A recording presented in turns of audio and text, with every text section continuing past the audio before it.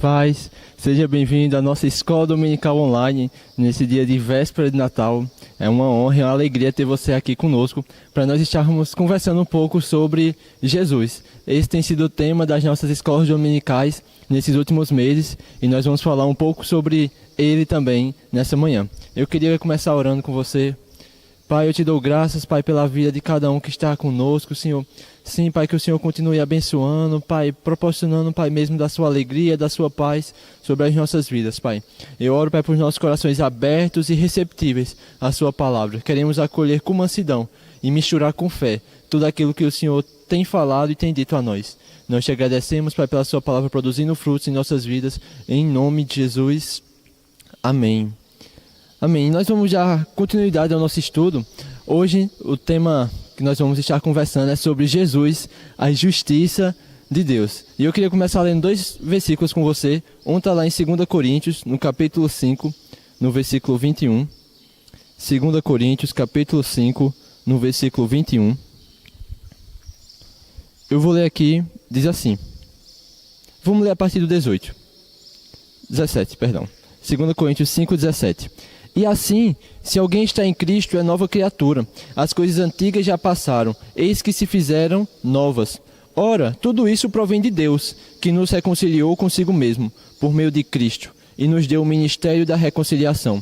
A saber, que Deus estava em Cristo, reconciliando consigo o mundo, não levando em conta os pecados dos seres humanos, e nos confiando a palavra da reconciliação. Portanto, somos embaixadores em nome de Cristo, como se Deus exortasse por meio de nós. Em nome de Cristo, pois, pedimos que vocês se reconciliem com Deus. Aquele que não conheceu o pecado, Deus o fez pecado por nós, para que nele fôssemos feitos justiça de Deus. Lá em Colossenses, no capítulo 1, no versículo 6, Paulo escreve assim: que chegou até vocês. Esse evangelho está produzindo fruto e crescendo em todo o mundo, assim como acontece entre vocês, desde o dia em que ouviram e entenderam a graça de Deus na verdade. Quis começar lendo esses dois textos. Aqui em 2 Coríntios nós vemos Paulo trazendo a sua declaração de que aquele que está em Cristo é uma nova criatura, as coisas velhas já passaram. E no versículo 21 ele diz que aquele que não conheceu o pecado, Deus o fez pecado por nós, para que nele fôssemos feitos justiça de Deus. Em Cristo nós somos feitos justiça de Deus. E nós vamos entender um pouco essa manhã como é que Cristo foi feito justiça em nosso lugar, como é que ele se tornou justiça de Deus para que nós pudéssemos estar diante do Senhor. E em Colossenses, no capítulo 1, Paulo escreve que o evangelho estava crescendo e produzindo fruto, inclusive entre os colossenses, desde que eles ouviram e entenderam a graça de Deus, na verdade, no evangelho. Sabe, o que você entende é que entender a graça de Deus, entender a justiça de Deus, aquilo que Cristo fez por nós, primeiro nos faz ser salvos. Quando nós ouvimos a palavra, nós decidimos crer nessa palavra, nosso coração se enche de fé, e quando nós optamos por fazer Jesus como Senhor e o único Salvador da nossa vida, nós somos salvos. Mas também entender a graça de Deus, entender o que Ele fez por nós, também nos faz crescer nessa verdade, nos faz crescer no Evangelho.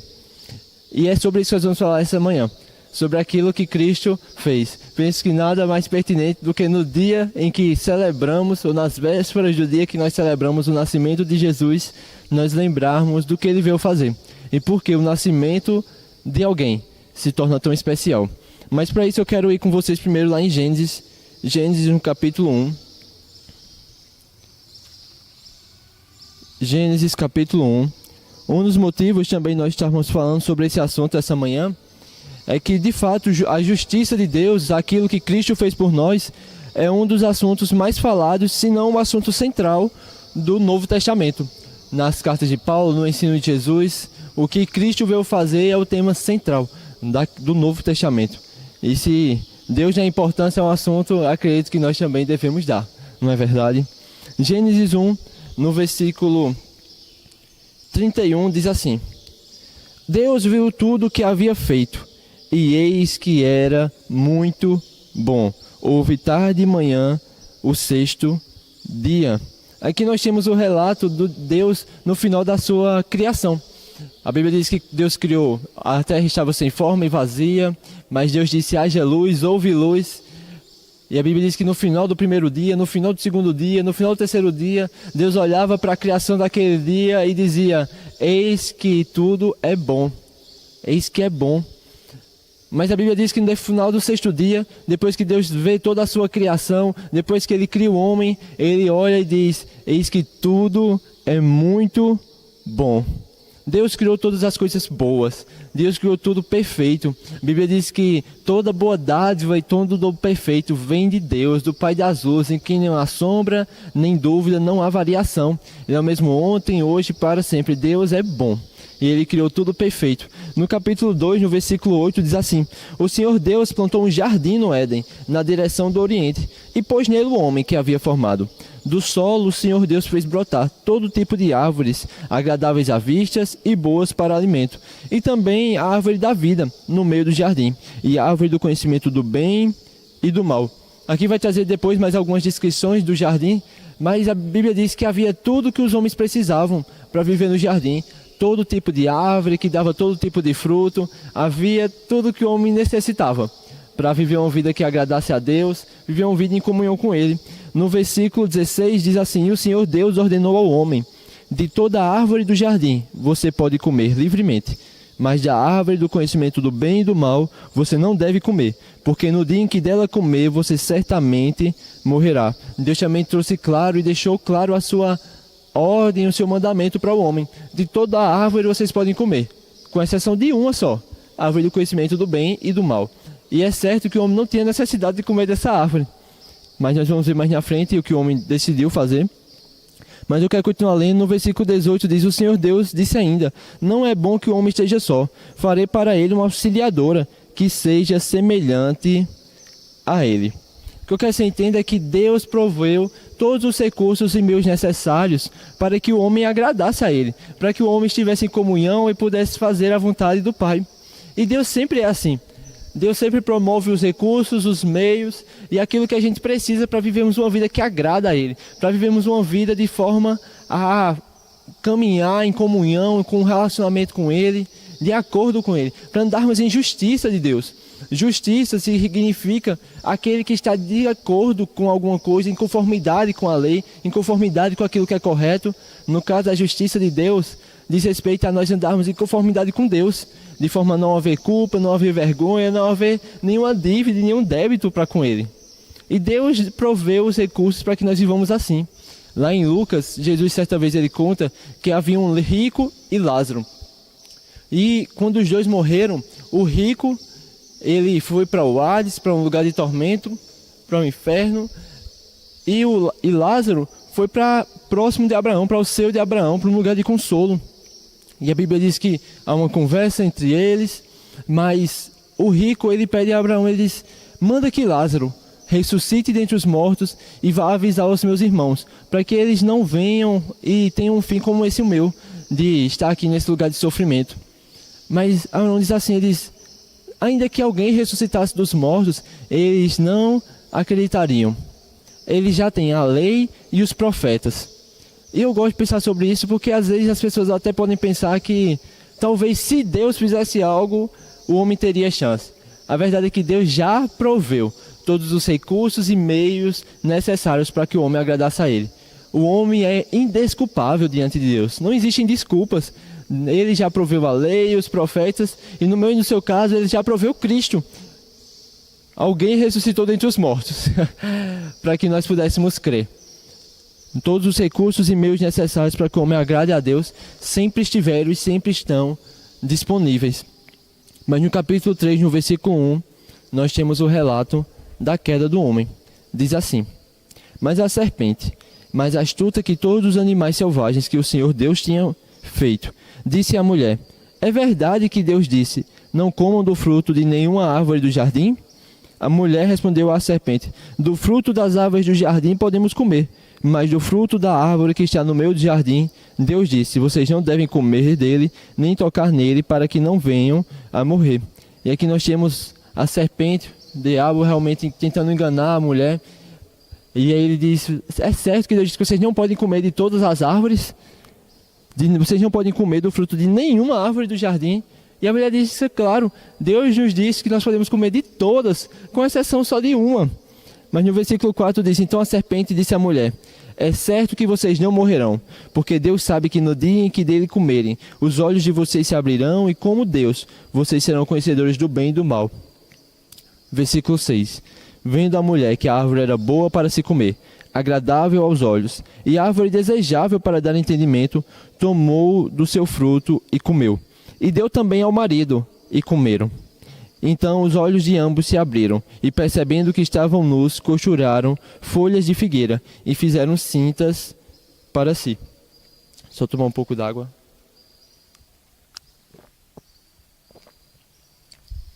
Eu quero destacar com você, aqui a mulher desobedeceu a Deus, o homem também. E aqui nós temos o registro da queda do homem, a separação do homem para com Deus. Talvez um dos momentos mais tristes da história da humanidade, onde o homem perdeu a glória de Deus. Aí em Romanos vai dizer que todos pecaram e carecem, necessitam, estão separados da glória de Deus. O homem e a mulher decidiram desobedecer a Deus, caíram no engano da serpente. E o que eu quero que você perceba é que assim que eles erram, a vergonha, a consciência do pecado, a nudez deles os envergonham, e eles escolhem para si folhas de figueira, como uma forma de cobrir a sua vergonha, como uma forma de resolver o problema. A gente vai continuar lendo. Versículo 8 diz: a ouvirem a voz do Senhor Deus, que andava no jardim quando soprava o vento suave da tarde, o homem e a sua mulher se esconderam da presença do Senhor Deus entre as árvores do jardim. E o Senhor Deus chamou o homem e lhe perguntou: onde você está? Ele respondeu: ouvi a tua voz no jardim, e porque estava nu, tive medo e me escondi. E antes de nós continuarmos lendo, perceba aqui mais uma vez as consequências do pecado, as consequências de um homem não estar mais em justiça de acordo com Deus, dele estar agora separado, afastado e não agradando mais ao Senhor, não dando mais em conformidade. O homem tenta colher folhas de figueira para cobrir a sua vergonha, mas isso não resolve o problema. O principal problema. Deus já havia dito que quando o homem comesse, ele morreria. Adão pode não ter morrido fisicamente nesse momento, mas ele morreu espiritualmente. Ele já não estava mais próximo de Deus em espírito, e esse é o mais importante. Esse foi a pior consequência do pecado, a separação eterna de Deus. Eu gosto de lembrar de uma música. Tem uma música que diz que quem pecar vai morrer, quem pecar vai pagar. Mas Deus não iria deixar aqueles a quem Ele ama sofrer sem parar. Sabe, é certo que se decidirmos viver uma vida sem o Senhor, decidirmos viver uma vida no pecado, a consequência do pecado é a morte. E de fato a separação do autor da vida, a eternidade distante dele. Mas Deus proveu o meio para que nós pudéssemos ser resgatados. Mas eu quero destacar mais uma vez com você aqui, é que a tentativa de Adão de cobrir a sua vergonha com folhas de figueira foi ineficaz. Ao ouvir a voz de Deus, eles se escondem. Ao ouvir a voz de Deus, nós deveríamos nos aproximar de Deus. Jesus diz que o bom pastor fala, as suas ovelhas o seguem. Ouvir a voz de Deus deveria nos atrair para Ele. Mas o pecado nos afasta, nos traz vergonha, nos traz culpa. E de fato, Adão era culpado. Consequência, ao ouvir a voz de Deus, não mais ia encontrar Deus. Ao ouvir a voz de Deus, se escondeu. Ele diz: eu tive medo porque estava nu. Olha só a vergonha na vida do homem, o medo de estar na presença de Deus. Consequência do pecado. Versículo 11, Deus perguntou: quem lhe disse que você estava nu? Você comeu da árvore que ordenei que não comesse? Então o homem disse: a mulher que me deste para estar comigo, ela me deu da árvore e eu comi. Então o Senhor Deus disse à mulher: o que é isso que você fez? A mulher respondeu: a serpente enganou e eu comi. Aqui o homem tentando justificar sua culpa, o seu pecado, mas não isentado, porque ele decidiu falhar, ele decidiu desobedecer a Deus. No versículo 14 diz: então o Senhor Deus disse à serpente: por causa do que você fez, você é maldita entre todos os animais domésticos e entre todos os animais selvagens. Você rastejará sobre seu ventre e comerá pó todos os dias da sua vida. Porém, inimizade entre você e a mulher, entre a sua descendência e o descendente dela. Este lhe ferirá a cabeça e você lhe ferirá o calcanhar. Sabe, aqui nós temos a promessa de Deus. O homem pecou, o homem falhou, mas Deus naquele momento já anunciou como resolveria o problema do homem. o descendente da mulher pisaria a cabeça da serpente. Ela feriria, iria ferir o seu calcanhar, mas ele pisaria a cabeça da serpente. Deus enviaria o seu filho para prover justiça, para que nós pudéssemos estar novamente diante dele, sem vergonha, sem culpa, ouvindo a sua voz e correndo atrás, e correndo para ele, em direção a ele, ouvindo a voz do bom pastor e seguindo a ele, e não correndo dele, e não fugindo dele. Deus nos chama de fato a comunhão com ele, a estarmos próximos. Eu gosto que quando a Bíblia fala sobre a genealogia, lá em Mateus, por exemplo, ele vem uma genealogia do mais velho até chegar em Jesus, do mais antigo até chegar em Jesus. Mas em Lucas, quando ele vai citar a genealogia, ele faz uma genealogia ao contrário. Ele vai dizendo Jesus, filho de José, que é filho de fulano, que é filho de fulano, até chegar em Adão, filho de Deus. Esse era o plano de Deus para o homem. Comunhão plena, comunhão em família, estar com ele. Mas o homem desobedeceu. Mas mais uma vez, Deus já prometeu aqui que iria enviar o descendente da mulher para pisar a cabeça da serpente. No versículo 20 diz assim: E o homem deu à sua mulher o nome de Eva, por ser mãe de todos os seres humanos. O Senhor Deus fez roupas de peles com as quais vestiu Adão e a sua mulher. Aqui mais uma vez Deus anuncia aquilo que ele iria fazer. Como vimos no início, o homem, ao perceber que estava nu, ele colhe para si folhas de figueira, tentando cobrir a sua vergonha, mas isso não resolve o problema. Mas Deus dá aqui um anúncio do que ele iria fazer. Ele pega um animal inocente. Um animal que não tinha nada a ver com a culpa de Adão. Inclusive, a criação foi prejudicada pelo pecado de Adão. Nos versículos aqui anteriores, diz que surgiram os espinhos por conta da consequência do pecado. A Bíblia vai dizer em Romanos que a criação anseia pela revelação dos filhos de Deus, pela manifestação dos filhos de Deus. Lá em Colossenses diz que pelo sangue de Jesus, Deus reconciliou consigo todas as coisas, no céu e na terra. Inclusive, Isaías vai profetizar que quando Cristo voltar, quando ele estiver reinando, vai haver restauração ao ponto de o filho do cordeiro andar com o filho do leão, a criança colocar a mão na toca da serpente. Quer que você perceba que a criação, até a criação foi prejudicada pela consequência do pecado. E ela não tinha culpa, foi consequência minha e sua, consequência do pecado do homem. Mas Deus pega um animal inocente, mata ele, e ao invés de deixar o homem tentar cobrir a sua vergonha com as suas folhas, ele pega a pele desse animal morto e cobre a vergonha do homem. Aqui um animal foi morto para que o culpado Adão e a culpada Eva fossem perdoados. Mas nós vamos ver mais na frente que Jesus foi o Cordeiro perfeito, santo, inocente por completo, que morreu para cobrir a minha e a sua vergonha, cobrir a vergonha de muitos culpados. Mas o que eu quero destacar com você é a situação do homem nesse momento, separado de Deus. As consequências do pecado estavam evidentes. Lá em Gênesis, no capítulo 4, no próximo capítulo, nós vamos ver um irmão matando outro irmão, Caim matando Abel, por conta da inveja, por conta do pecado, o pecado abundando sobre o mundo. Lá em Gênesis, no capítulo 6, nós vemos que a iniquidade aumentou a tal ponto que Deus decidiu derramar juízo sobre toda a terra. Mas ele encontrou uma família, alguém que era justo, alguém que era bom, não que Noé fosse perfeito, mas alguém que estava em busca de agradar ao Senhor, e pela fé ele foi instruído pelo Senhor e ele salvou a sua família. Mas juízo vindo sobre o mundo, Deus envia profetas, envia a lei, em forma de anunciar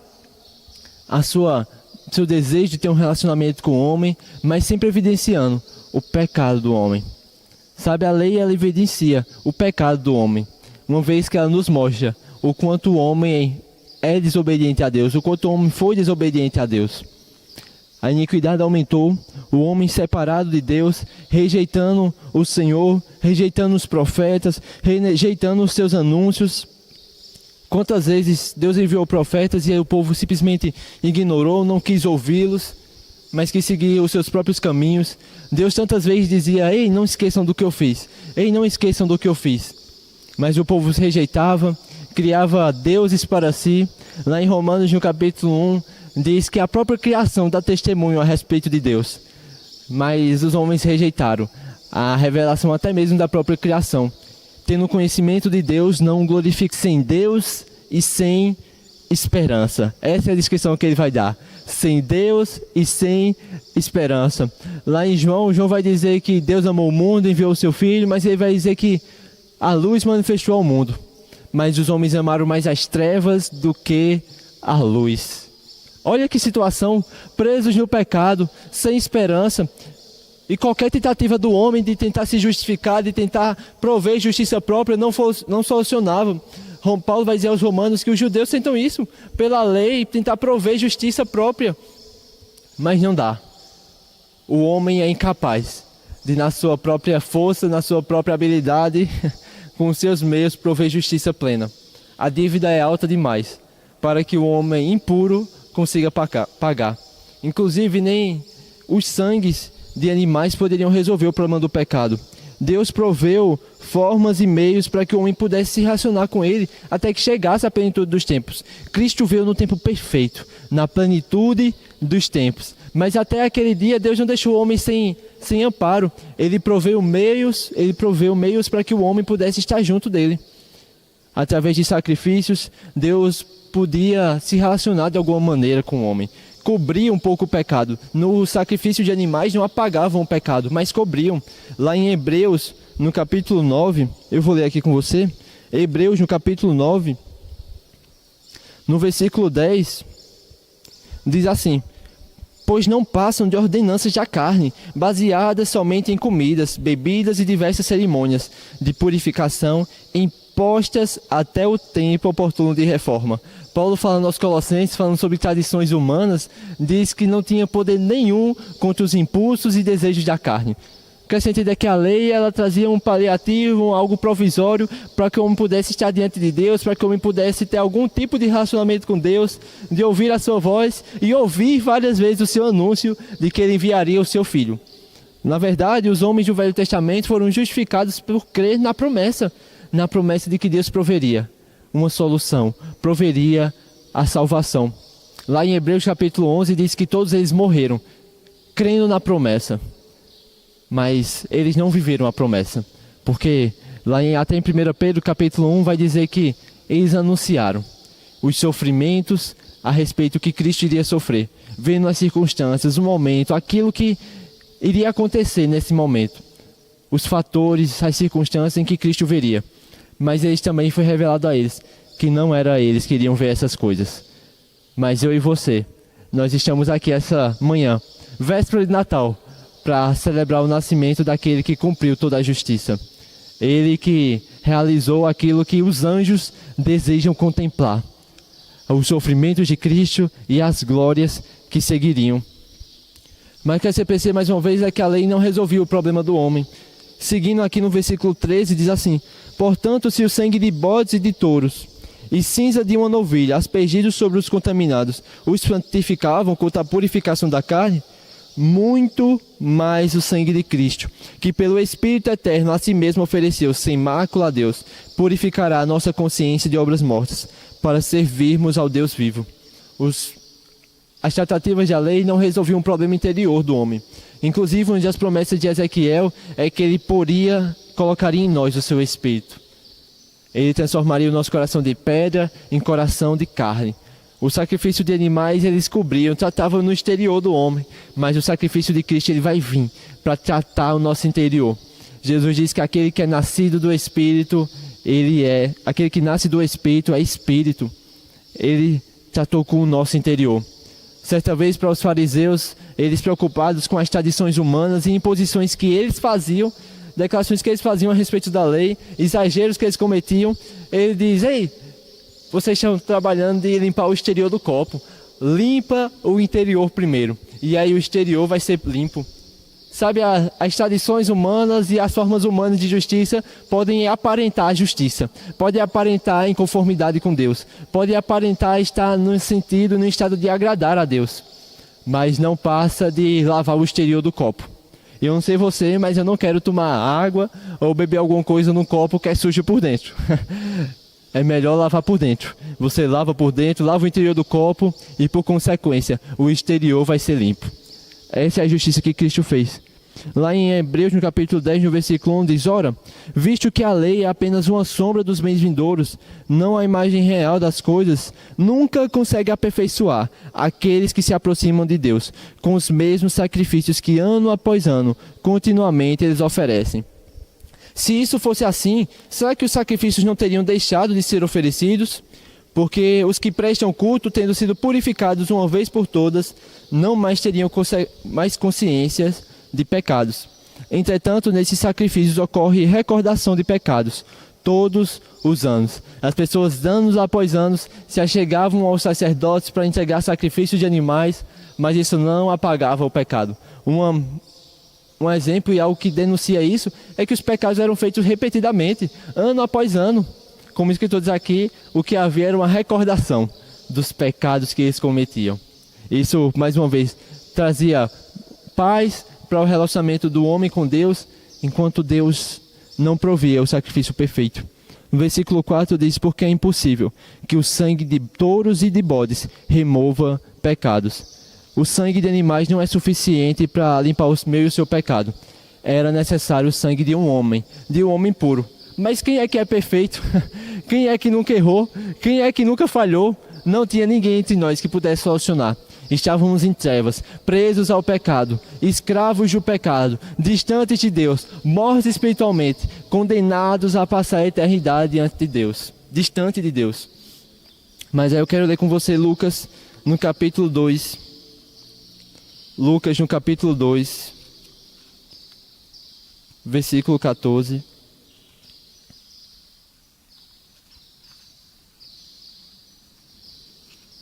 Lucas capítulo 2, versículo 14.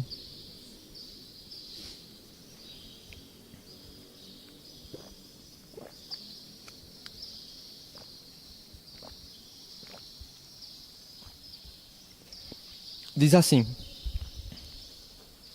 Perdão. Glória a Deus nas maiores alturas, e paz na terra entre os homens a quem Ele quer bem. Isso aqui foi o coro dos anjos, que anunciaram aos pastores de ovelhas que Cristo havia nascido. No versículo 10, ele diz assim: o anjo, porém, lhe disse: não tenham medo, estou aqui para lhes trazer boa nova, de grande alegria, que será para todo o povo. É que hoje, na cidade de Davi, lhes nasceu o Salvador, que é Cristo, o Senhor. Glória a Deus nas maiores alturas, e paz na terra aos homens a quem Ele quer bem. Sabe, Deus quer o nosso bem. Jeremias profetiza dizendo que bem ser os planos que tem ao vosso respeito, planos de paz, de alegria, para lhes dar o fim que você deseja. Deus sempre desejou o bem do homem e proveu, como eu disse, os meios para que o homem pudesse estar diante dele. E inclusive, como nós celebramos hoje, Ele enviou o seu Filho. Deus nasceu. Olha que absurdo, o verbo vivo, o verbo, o criador de todas as coisas, se fez homem, se fez uma criança, habitou em nosso meio, se sujeitou a passar pelas coisas que eu e você passamos. Jesus foi bebê, aprendeu como qualquer outra criança, ele chorou, ele foi carregado nos braços, aquele que criou todas as coisas. Glória a Deus nas maiores alturas, e paz na terra entre os homens a quem Ele quer bem. Isaías vai dizer que, eu vou ler com você Isaías no capítulo 9. Isaías no capítulo 9, no versículo 1 diz assim: mas para a terra que está aflita não continuará a escuridão. Deus nos primeiros tempos tornou desprezível a terra de Zebulon e a terra de Naftali. Mas nos últimos tempos tornará glorioso o caminho do mar, além do Jordão, Galiléia dos gentios. O povo que andava em trevas viu grande luz, e os que viviam na região da sombra da morte resplandeceu-lhes a luz. Nós estávamos distantes de Deus, como disse, separados, em escuridão completa. Não dava para ver um palmo diante do nosso rosto, mas resplandeceu a luz. Um menino nasceu. No meio de tanta escuridão, uma luz começa a brilhar. O Salvador. Depois do nascimento de Jesus, um homem que havia sido... que Deus havia tratado com ele, de que ele não morreria antes de ver o Salvador, ele se encontra com Jesus e ainda bebê, ele pega ele nos braços e diz: agora eu posso ir em paz, porque os meus olhos viram a salvação, a resolução dos nossos problemas. João, falando a respeito de Jesus, ele diz: eis o Cordeiro de Deus, que tira o pecado do mundo. Em 1 Pedro, capítulo 1, no versículo 18, eu vou ler aqui, depois você pode, se quiser pode estar lendo aí junto, ou você pode anotar para ler depois. Mas 1 Pedro, no capítulo 1, no versículo 18, diz assim: sabendo que não foi mediante coisas perecíveis como prata ou ouro que vocês foram resgatados da vida inútil que os seus pais lhe legaram, mas pelo precioso sangue de Jesus, como de um cordeiro, sem defeito e sem mácula. Ele foi conhecido antes da fundação do mundo, mas foi manifestado nesses últimos tempos em favor de vocês. Por meio dele, vocês creem em Deus, o qual o ressuscitou dentre os mortos. Ele deu glória, para que a fé e a esperança de vocês estejam em Deus. Que você perceba que Cristo foi esse cordeiro perfeito, sem mácula, sem mancha, conhecido antes da fundação do mundo. Antes mesmo do mundo ser criado, Deus já provia, Deus já sabia e já tinha provido para nós um cordeiro perfeito, um homem em favor de outros homens. Não um homem qualquer, mas Deus que se fez homem, por mim e por você. Ele é o cordeiro perfeito. Lá em Lucas, no capítulo 24, no versículo 44, Jesus diz assim: a seguir, Jesus lhes disse: são estas as palavras que eu lhes falei, estando ainda com vocês. Era necessário que se cumprisse tudo o que está escrito a respeito de mim na lei de Moisés, nos profetas e nos salmos. Então lhes abriu o entendimento para compreender as Escrituras. E disse-lhes: assim está escrito, que o Cristo tinha de sofrer, ressuscitar dentre os mortos no terceiro dia, e que em seu nome pregasse arrependimento para a remissão de pecados. E todas as nações, começando em Jerusalém, e para todas as nações, começando em Jerusalém. Vocês são testemunhas destas coisas. Deus não simplesmente esqueceu a nossa dívida. A nossa dívida foi paga. Deus, ele é justo. Sabe, às vezes alguém está devendo algum dinheiro a outra pessoa, a pessoa faz: não, esquece isso, deixa para lá. Deus não fez assim comigo e com você. Ele pagou a dívida, como através de Cristo. Era necessário que toda a justiça fosse cumprida, para que nós pudéssemos estar legalmente diante de Deus. Como é que ele fez isso? A gente vai ler um pouco sobre isso. Eu queria ler com você Mateus capítulo 3. Mateus no capítulo 3, no versículo 13.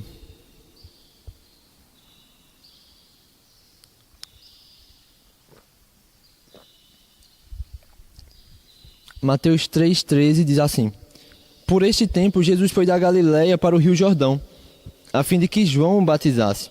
João, porém, quis convencê-lo a mudar de ideia, dizendo: eu é que preciso ser batizado por você, e é você que vem a mim? Mas Jesus respondeu: deixe por enquanto, porque assim nos convém cumprir toda a justiça. O que você percebe é que o batismo de João era um batismo para arrependimento. João chamava as pessoas ao rio, pedia para que elas confessassem os seus pecados, e as batizavam. Ele anunciava que ele estava preparando o caminho para que Cristo viesse. Mas Cristo nunca pecou, ele nunca errou, então ele não necessitava de ser batizado. Mas o que estava acontecendo aqui é a identificação de Cristo com o homem. Ele está se identificando conosco. Apesar de não ter pecado, ele estava tomando o nosso lugar. Lá em Hebreus, no capítulo 2, no versículo 17... Hebreus, no capítulo 2, no versículo 17, diz assim: por isso mesmo era necessário que em todas as coisas ele se tornasse semelhante aos irmãos, para ser misericordioso e fiel sumo sacerdote, nas coisas referentes a Deus, e para fazer propiciação pelos pecados do povo, pois naquilo que ele mesmo sofreu, quando foi tentado, é poderoso para socorrer os que são tentados.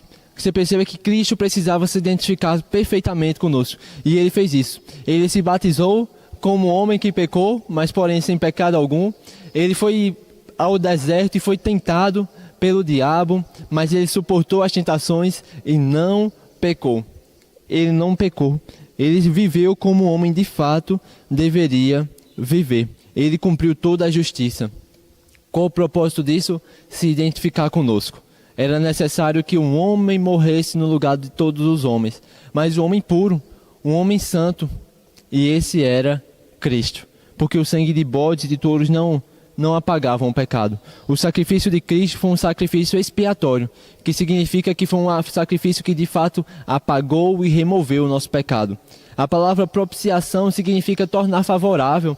Cristo foi o sacrifício que nos fez favorável, que nos tornou habilitados e reconciliados com Deus mais uma vez. A Bíblia diz que Ele é a propiciação pelos nossos pecados, mas não só pelos nossos, pelos do mundo inteiro. Hoje, aquele que deposita a fé em Cristo tem acesso à salvação. Ele se identificou conosco, assumindo o papel de homem. Além disso, ele assumiu o papel do pecado. Lá em Mateus, no capítulo 27, nós temos o registro de algumas palavras finais de Jesus no momento da sua crucificação. Em Mateus, no capítulo 27,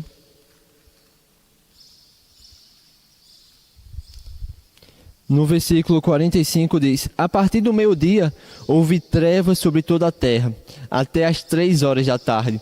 Por volta das 3 horas da tarde, Jesus clamou em alta voz, dizendo: Eli, Eli, lema sabachthani. Isso quer dizer: Deus meu, por que me desamparaste? Alguns dos que estavam ali ouvindo isto diziam: ele chama por Elias. E logo um deles correu a buscar uma esponja, e tendo-a embebido em vinagre e colocado na ponta de um caniço, deu-lhe de beber. Os outros, porém, diziam: espere, vejamos se Elias vem salvá-lo. E Jesus, clamando em alta voz, outra vez em alta voz, entregou o Espírito.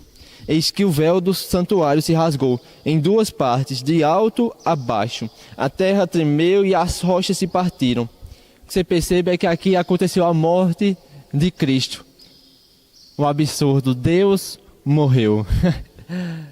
Ele assumiu o nosso lugar. O que você percebe é que ele, nesse momento, ele toma o nosso pecado.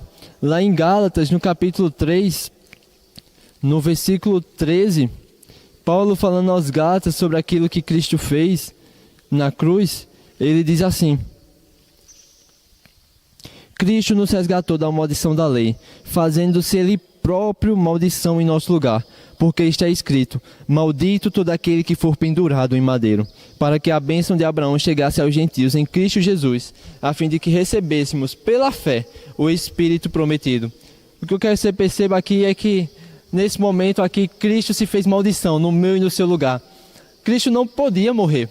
Ele nunca pecou, ele não merecia e não podia.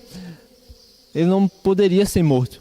Mas ele diz em João registra que Jesus diz: ninguém me tira a vida, eu voluntariamente a dou.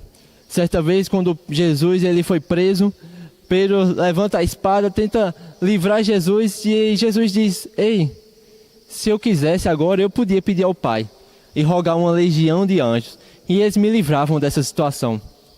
Cristo optou por morrer por mim e por você. Por mim e por você, para cumprir toda a justiça.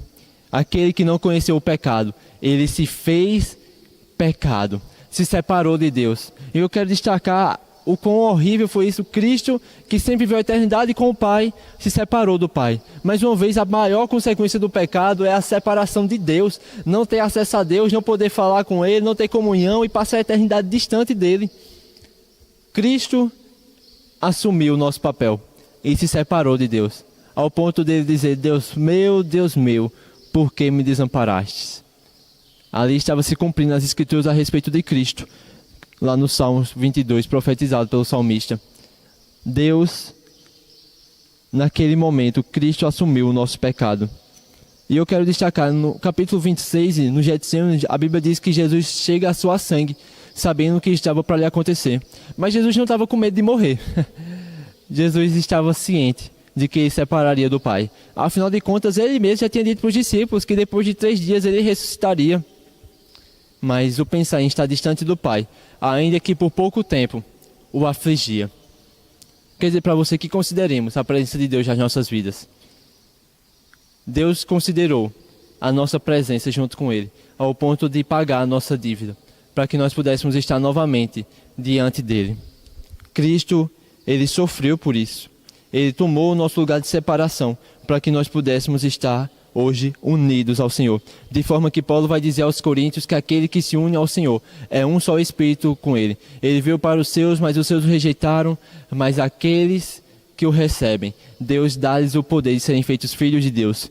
É isso que João diz lá em João 1, capítulo 12. No 1 João, capítulo 3, João vai dizer: vede que grande amor nos tem concedido o Pai, ao ponto de sermos chamados filhos de Deus.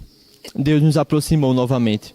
Cristo não apenas carregou o nosso pecado, que como Isaías diz, nos fazem separar, faz separação entre o homem e Deus, mas Ele se fez pecado. E João registra que Ele na cruz, Ele diz: está consumado. Ele cumpriu toda a justiça. 1 Coríntios capítulo 6, Paulo vai dizer que nós somos comprados por alto preço. Em Apocalipse capítulo 5, João tem a visão do Cordeiro assentado sobre o trono, e ele diz: eis aí o Cordeiro, o qual comprou para si todos que procedem de toda tribo e nação. Cristo nos comprou.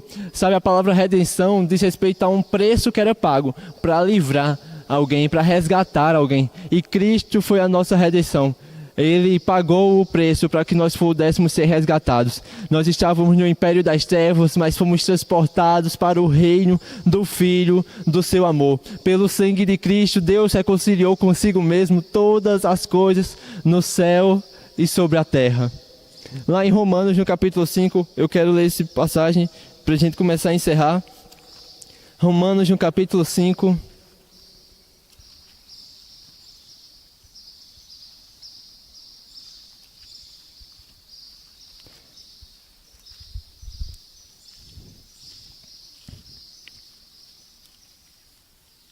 Romanos no capítulo 5, no versículo 1, diz assim: justificados, pois, mediante a fé, temos paz com Deus, por meio do nosso Senhor Jesus Cristo, pelo qual obtivemos também acesso pela fé a esta graça na qual estamos firmes e nos gloriamos na esperança da glória de Deus. Nós vamos continuar lendo, mas eu quero destacar com você é que agora nós temos paz com Deus. Não sei se você lembra, como nós falamos no começo, Adão pecou, ao ouvir a voz de Deus, ele corre com medo, se esconde, vergonha, medo, culpa. Mas Deus, Ele selou a paz conosco, através do pagamento da nossa dívida. Sabe, o sacrifício de Cristo foi perfeito. A gente vai continuar lendo Romanos capítulo 5, mas antes eu quero ler com você Hebreus no capítulo 9, no versículo 14.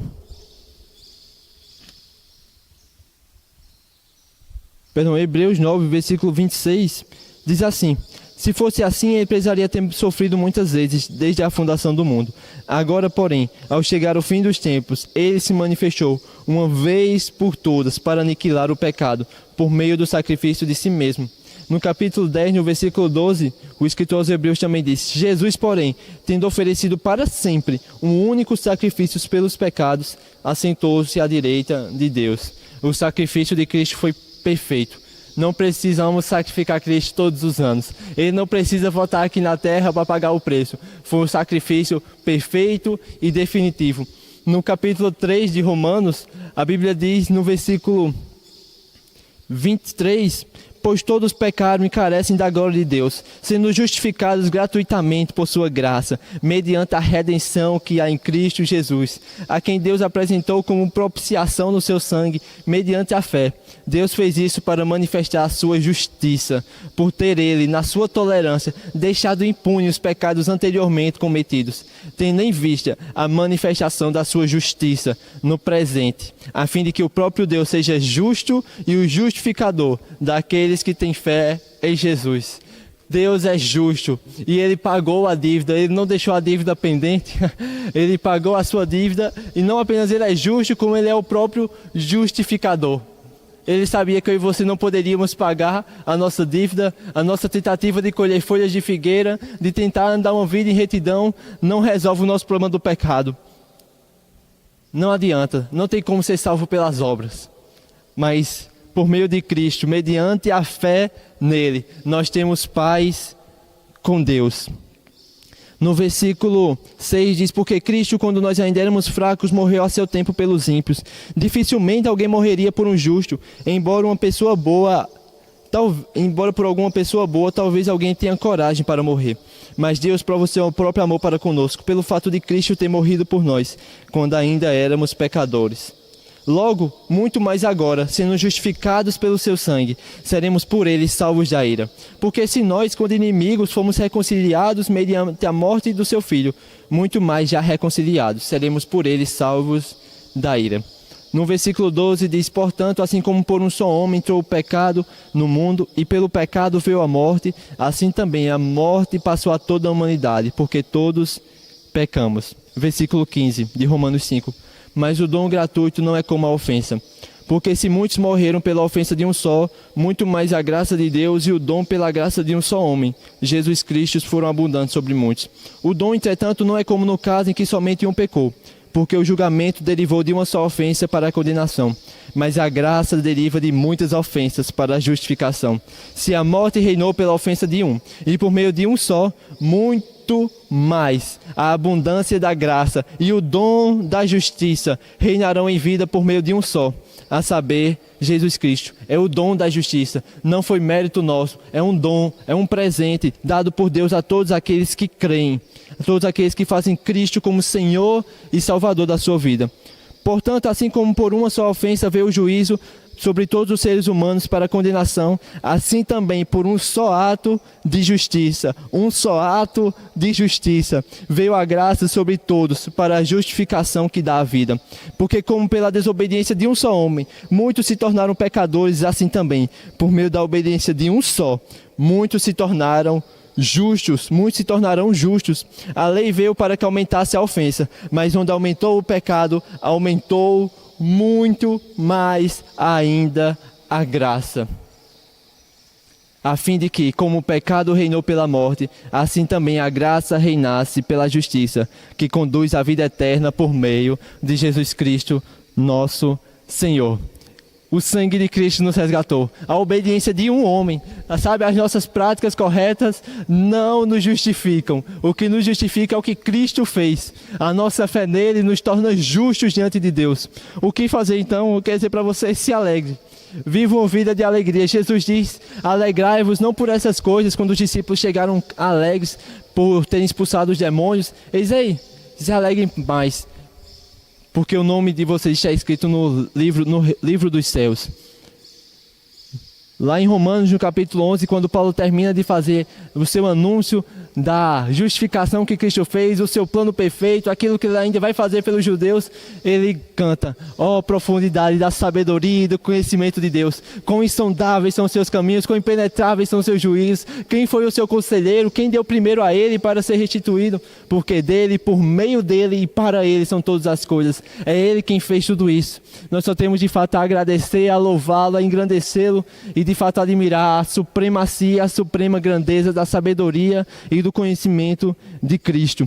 Além disso, eu quero dizer para você: viva uma vida de acordo com essa justiça.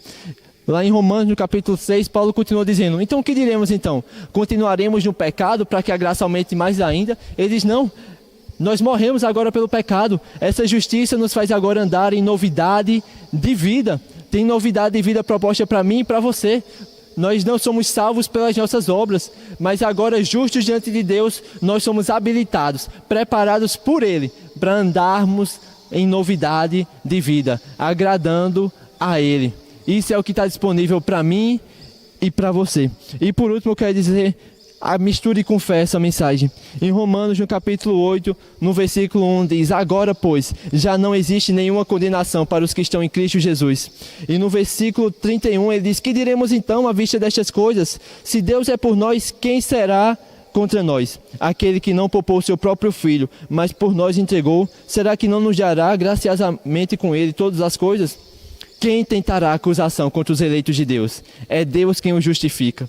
Quem os condenará é Cristo Jesus quem morreu, ou melhor, quem ressuscitou, o qual está à direita de Deus e também intercede por nós. Eu quero dizer para você: viva uma vida de justiça diante de Deus. Eu e você podemos nos achegar. E não só podemos, como devemos. Como, de fato, honrar esse sacrifício que foi feito. E a desfrutar da vida que foi conquistada para mim e para você. Nos achegar diante de Deus. Se pecarmos, sabe, se arrepende. De fato, é normal ver a tristeza por conta da sua consciência. É o Espírito Santo que lhe convence do pecado. mais uma vez pecando, se arrepende e se chega diante de Deus. E saiba que você pode chegar diante de Deus, uma vez arrependido, sem medo, sem culpa, sem vergonha, porque Ele tomou sobre si os nossos pecados e Ele removeu as nossas iniquidades. Como o salmista diz, bem-aventurado é aquele a qual as suas iniquidades não são colocadas sobre ele e cujo pecado é perdoado. Que nesse Natal possamos de fato nos alegrar, porque nós estamos celebrando o nascimento da nossa justiça. Jesus, Ele é a justiça de Deus, o pagamento da nossa dívida, para que nós pudéssemos estar mais uma vez diante de Deus, sem culpa, sem medo, sem vergonha, desfrutando da comunhão plena que Ele tem para nós e anunciando ao mundo que Ele é a propiciação, o que nos torna favorável diante de Deus, não só dos nossos pecados, mas do mundo inteiro. Torno a dizer mais uma vez, aquele que não conheceu o pecado, Deus o fez pecado, para que nele nós fôssemos feitos justiça de Deus. Esse é o plano perfeito de Deus para mim e para você. Amém? Então se aproxima de Deus, busca Ele mesmo, busca Ele de todo o coração. Se falhou, se arrepende, volta para Ele, mas depois desfruta da comunhão plena com Ele, como filho, como justiça de Deus. Nossa dívida foi paga, encravada naquela cruz. Amém? Espero que você tenha sido abençoado por essa palavra, pela mensagem do Evangelho, que ela realmente possa produzir crescimento na minha e na sua vida. Eu sei que ela é uma boa semente. Então que possamos de fato colocar ela em prática e desfrutar da comunhão do Senhor para mim e para você.